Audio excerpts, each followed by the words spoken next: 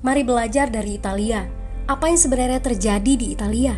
Apa yang bisa kita jadikan contoh agar tidak terjadi di Indonesia? Kreatif konten ini berasal dari artikel warga Italia, dipersingkat dan dilengkapi data agar lebih mudah dipahami. Tahap 1. Kasus pertama diumumkan. Itu cuma flu. Apa pentingnya pakai masker? Orang-orang ini cuma lebay. Saya kan sehat, gak bakal ketularan. Gak usah panik lah.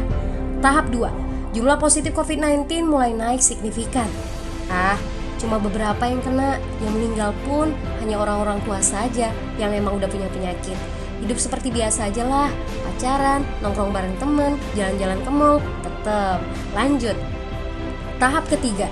Jumlah kasus meningkat dengan cepat, berlipat ganda dalam 1 hari. Tingkat kematian pun bertambah. 7 Maret, lebih dari 5.000 kasus positif COVID-19. Zona merah diberlakukan di Italia. Wilayah yang dikarantina hampir 25% dari luas Italia.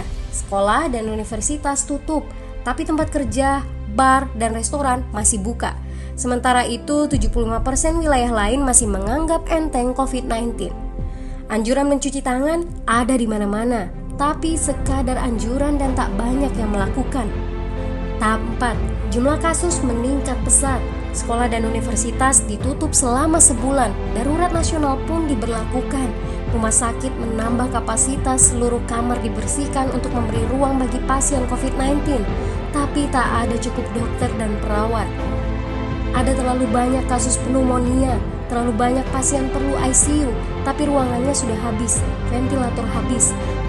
Pada titik ini seperti kondisi dalam perang. Dokter harus memilih siapa yang akan diobati berdasarkan peluang bertahan hidup.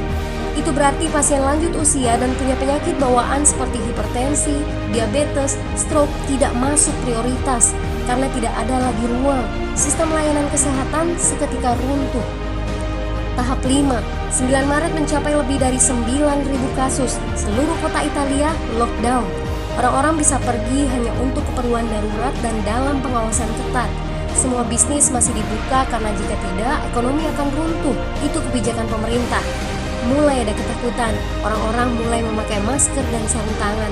Tapi tetap saja, ada anak-anak yang merasa jagoan, masih ingin uji nyali. Pergi ke restoran rame-rame, hangout bareng, minum-minum dan lain sebagainya. Tahap 6. 2 hari kemudian pemerintah Italia berubah pikiran. Semua bisnis harus tutup.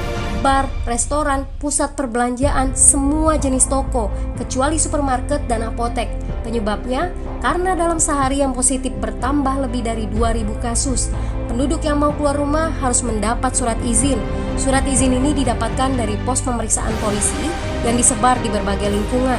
Yang melanggar bisa kena denda 3,3 juta rupiah. Bagi pasien positif yang tidak mau mengkarantina diri, bakal dituntut dengan pasal pembunuhan, hukuman 1-12 tahun penjara. 21 Maret jumlah korban meninggal di Italia terus meningkat melampaui Cina. Sebagai gambaran, luas Italia itu kurang lebih 2 kali Pulau Jawa. Penduduknya lebih dari 60 juta jiwa. Lalu apa yang harus kita pelajari dari Italia? Yuk, mulai dari diri sendiri, mulai dari di rumah aja. Jaga kebersihan lalu isolasi diri dan keluarga. Tidak keluar rumah kecuali sangat penting. Ini saatnya memulai solidaritas. Yang mampu harus mulai membantu yang tidak mampu. Ini adalah bentuk usaha dan doa kita semua. Semoga badai corona ini segera berlalu. Mari memulai kekompakan dengan membagikan informasi ini. Di rumah aja, mari belajar dari Italia.